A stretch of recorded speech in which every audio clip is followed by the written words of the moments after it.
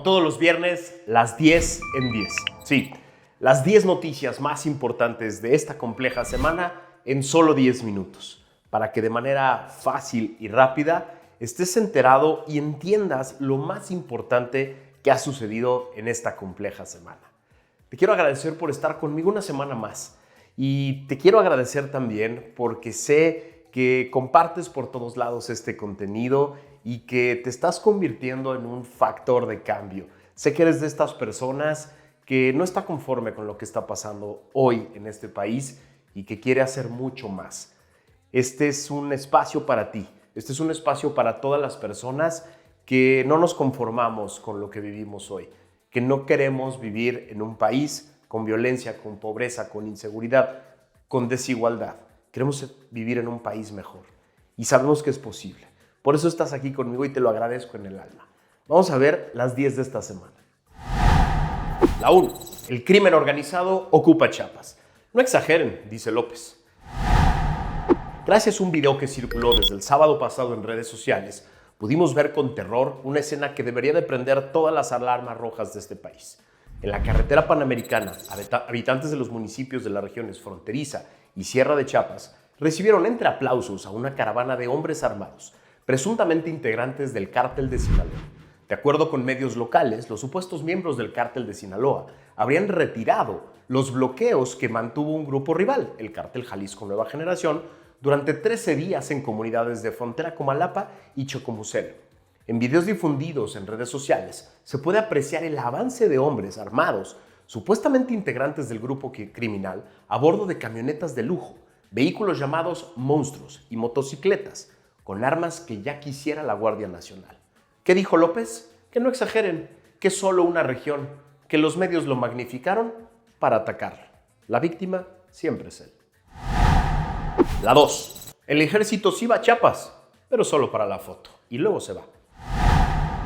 Gracias a una nota de Proceso de este miércoles, nos enteramos de que unos 500 miembros del ejército mexicano ingresaron el pasado miércoles a frontera Comalapa para intentar restablecer el orden en este bastión, donde un grupo del crimen organizado que se refugió en sus casas de seguridad a la llegada de las Fuerzas Armadas los estaba esperando. La población, temerosa, se encerró en sus casas, pero pocas horas duró la calma y el silencio, pues esa misma tarde se fueron los soldados.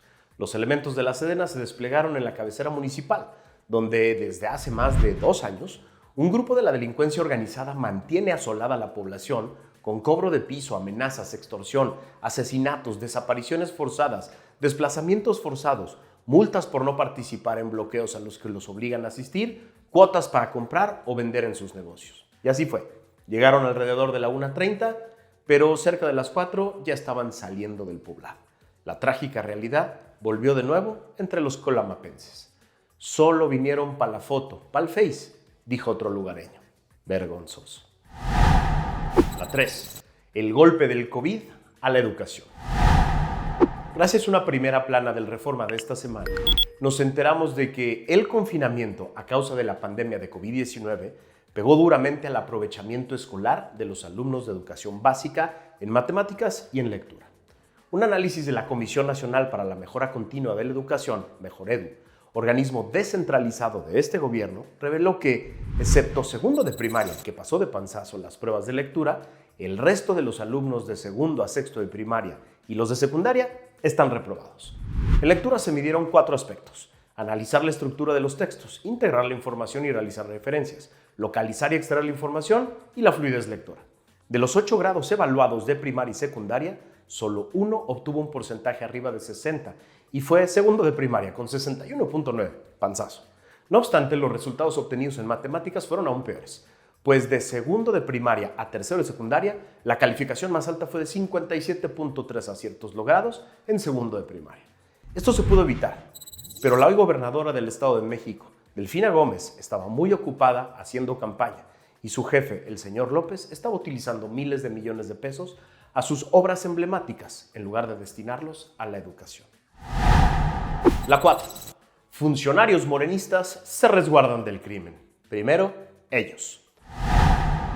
En una nota del lunes pasado del portal Latinos, nos enteramos de que un total de 11 alcaldes de Michoacán cuentan con el servicio de escoltas personales ante presuntas amenazas de grupos del crimen organizado, confirmó el gobierno del estado.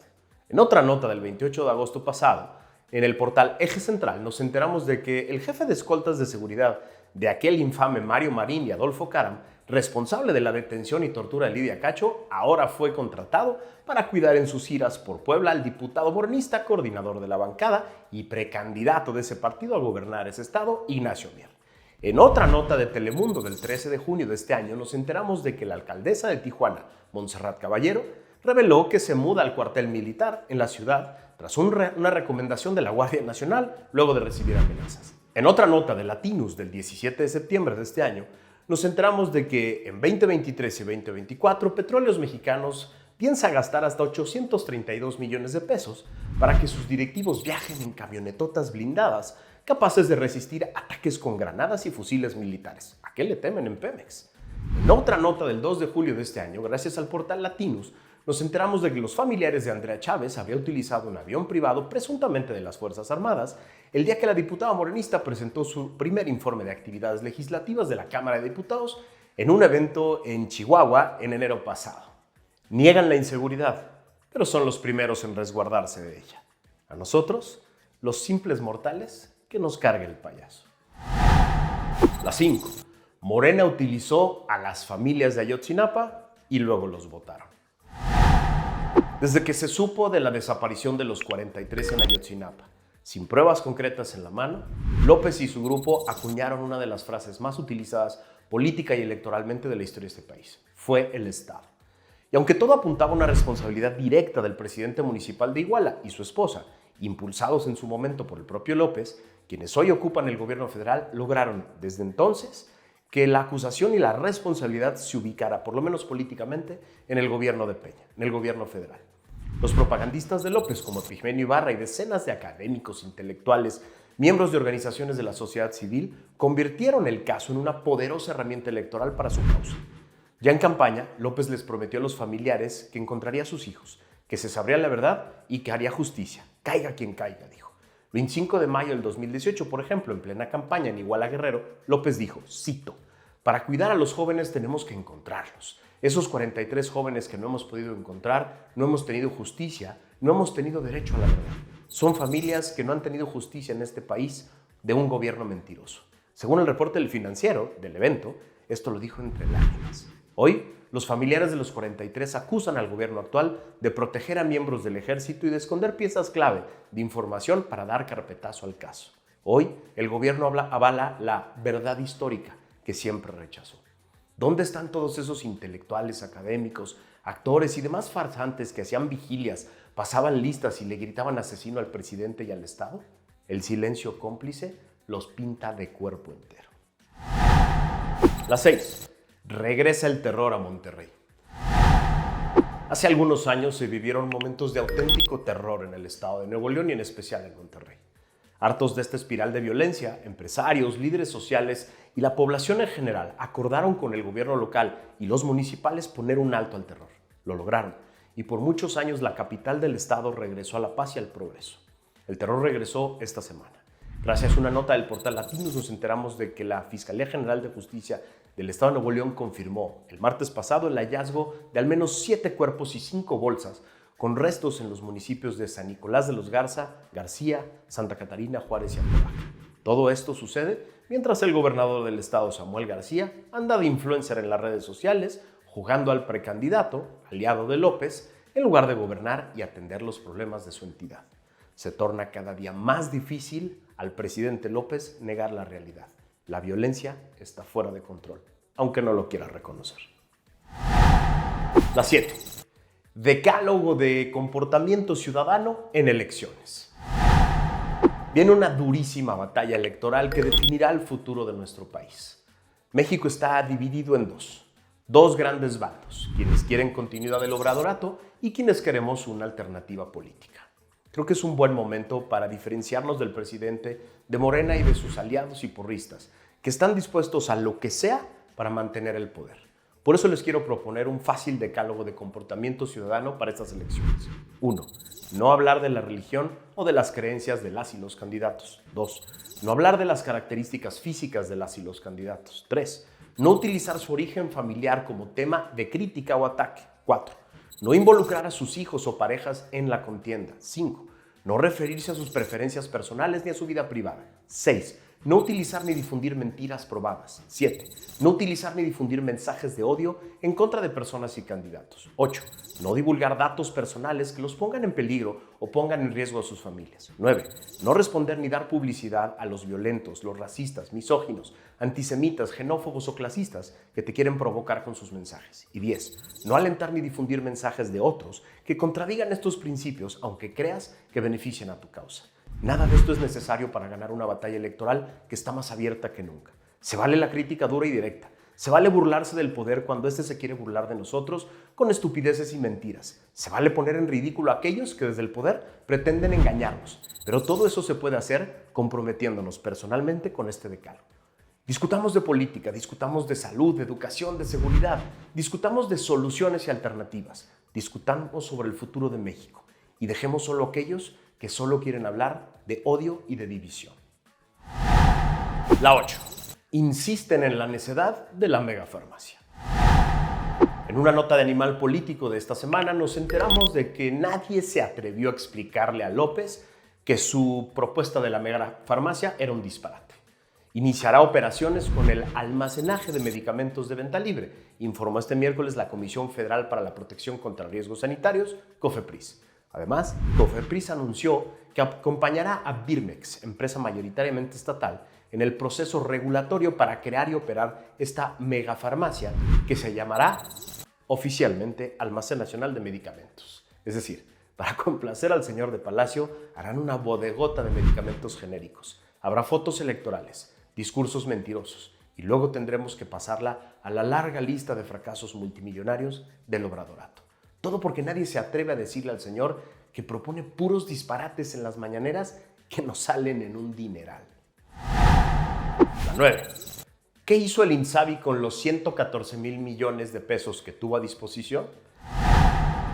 Gracias a una nota de Animal Político de hoy nos enteramos de que en los últimos 3 meses el Instituto de Salud para el Bienestar, INSABI, se ha negado a entregar información solicitada vía transparencia al argumentar que a partir de la extinción el 1 de junio pasado solo se está encargando de resolver pendientes jurídicos y carece de facultades para cumplir con el resto de las obligaciones de una institución como lo es la de transparencia.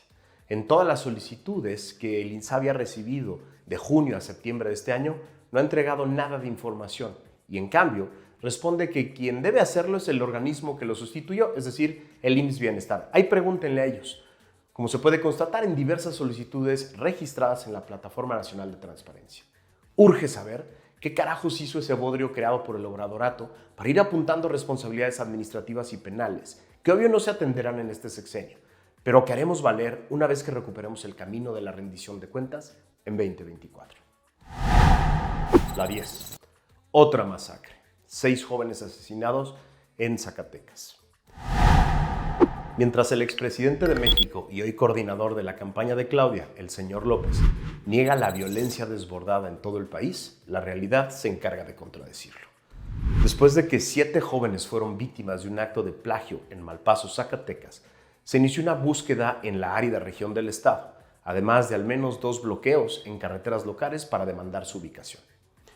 Al mediodía del 27 de septiembre, las autoridades informaron primero de la localización de 3 cuerpos y un joven con vida, pero herido. Esto a unos 15 kilómetros de la comunidad de Soledad, cerca de otra localidad llamada Malpaso, donde se cometió el plagio. Fue Sergio Giovanni Acevedo, de 18 años de edad, quien logró sobrevivir y se recupera en el Hospital General de Zacatecas de fracturas en el cráneo y en la nariz, así como otras lesiones. Posteriormente, la Fiscalía del Estado confirmó que fueron 6 los cuerpos hallados, los cuales se someterán a las pruebas periciales pertinentes para determinar que efectivamente corresponden a los recién desaparecidos. Se trataba de niños entre 14 y 18 años de edad. Sí, la violencia está desbordada. Ser joven en este país de pronto se convirtió en un gran peligro. ¿Dónde está el gobierno y dónde está López? ¿Dónde están las personas que prometieron que se iban a encargar de nuestra seguridad? Están en campaña. Están haciendo campaña porque quieren mantener el poder. El señor Mario Delgado acaba de informar que más de 200 y tantos miembros de gabinetes federal, locales, municipales, legisladores y demás personas de Morena ya abandonaron su cargo porque ya se largaron a hacer campaña. Están más preocupados por tener un hueso, por conservar un asiento en el poder. Sí, nos abandonaron. Nos abandonaron al crimen, nos abandonaron a la violencia, porque para ellos lo más importante es quedarse en el poder. Estas son las 10 notas de esta semana. Es muy importante que no solo las entiendas en lo individual, sino empieces a conectarlas con otras cosas que están pasando en el país. De eso se trata este programa, que entendamos la realidad como un inmenso conjunto de actos que se conectan entre sí para generar un contexto muy complejo. Es momento de enterarnos, es momento de reflexionar y es momento de generar nuestro propio criterio para ir avanzando hacia el 2024 con la capacidad de entender qué queremos, qué país queremos. Gracias por haberme acompañado esta semana. Nos vemos la que sigue.